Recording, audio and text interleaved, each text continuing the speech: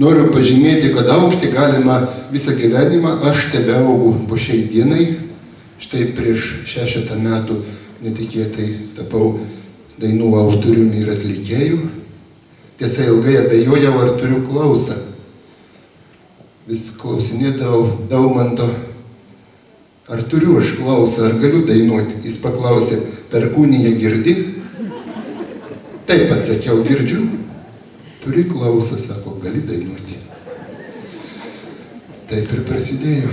Ir štai šią vasarą aš jau buvau išrinktas prestižiškiausio Vilniaus klubo muzikinio, kuris vadinasi Brodvėjus, metų atlikėjų, aplenkęs 40 kitų, pradedant Skempais, baigiant Povilaičiu.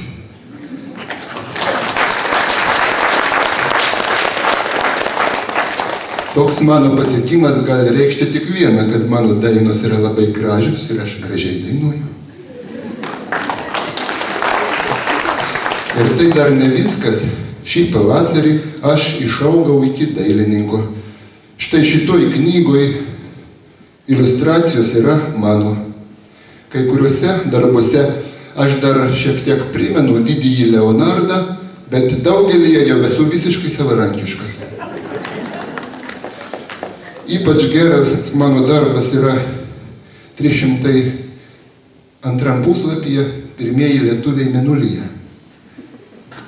Taigi visi įsigykite šitą knygą, galite įsigyti abi, nes jų skaičius yra ribotas. Tiesa, kol kas jų galite gauti ir knygyne, bet knygyne viena kainuoja 21 litą 80, o kita 22,40. O čia jūs gaunate tik po 20. Sutaupote 4 litus 20 centų, už kuriuos galite nusipirkti visai neblogą, pavyzdžiui, kamščiatraukį. O tai yra labai geras daiktas, ypač vairuotojui. Įsivaizduokite, jūs pakliuvote į kamštį. Kiti vairuotojai nervinasi, o jūs šypsotės, aš turiu kamščiatraukį. O kur kamščiatraukis, ten turi būti juk ir alaus. Ir tikrai apgraibote galinę sėdynę ir tikriausiai randate keletą butelių. Vieną atkemšate ir išgerite. Paskui antrą, trečią. Kai išgersite 8, pamatysite, jokio kamščio nėra.